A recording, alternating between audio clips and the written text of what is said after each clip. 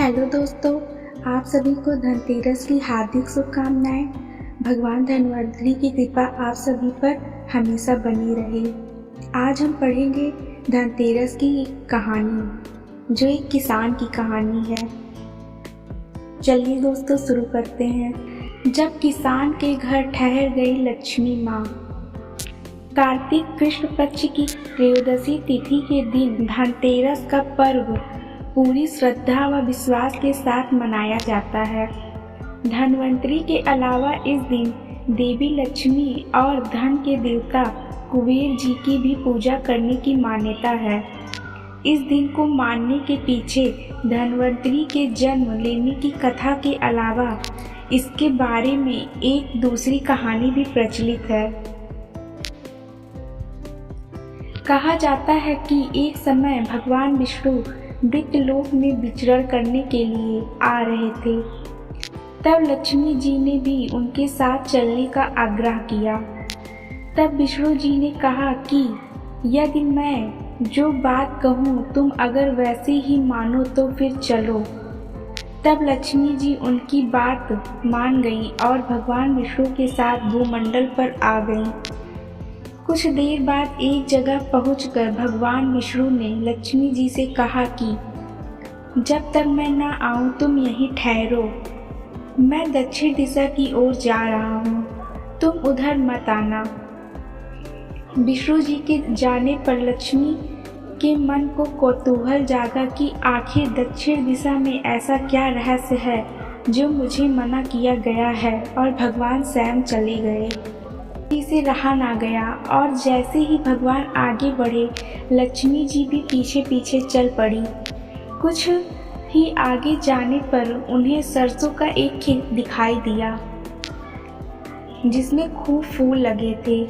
सरसों की शोभा देखकर वह मंत्रमुग्ध हो गई और फूल तोड़कर अपना श्रृंगार करने के बाद आगे बढ़ी। आगे जाने पर एक गन्ने के खेत में लक्ष्मी जी गन्ने तोड़कर चूसने लगी।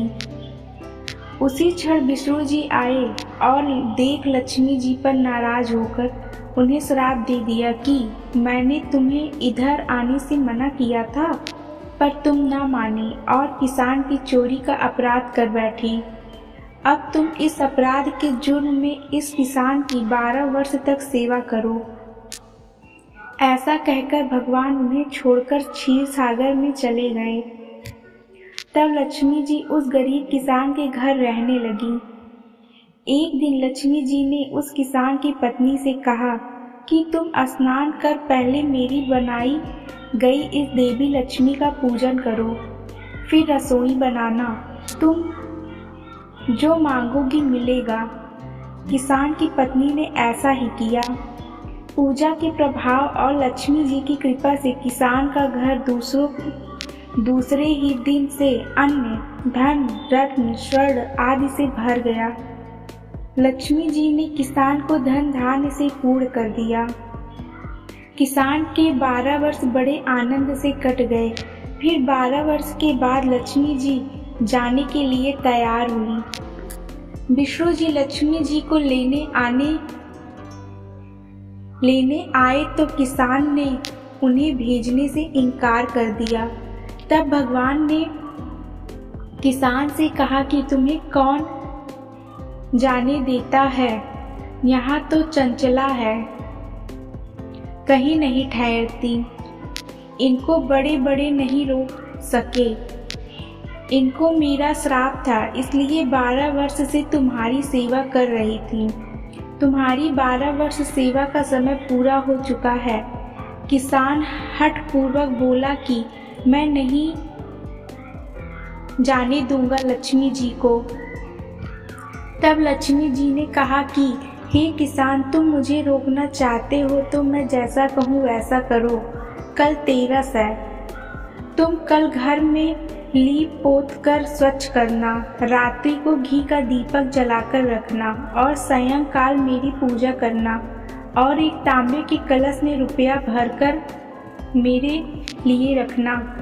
मैं उस कलश में निवास करूंगी, किंतु पूजा के समय मैं तुम्हें दिखाई नहीं दूंगी।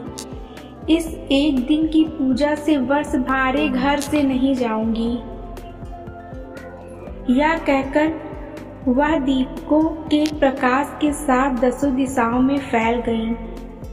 अगले दिन किसान ने लक्ष्मी जी के कथा अनुसार पूजन किया। उसका घर धन धान्य से पूर्ण हो गया। इसी वजह से हर वर्ष 13 के दिन लक्ष्मी जी की पूजा की जाती है।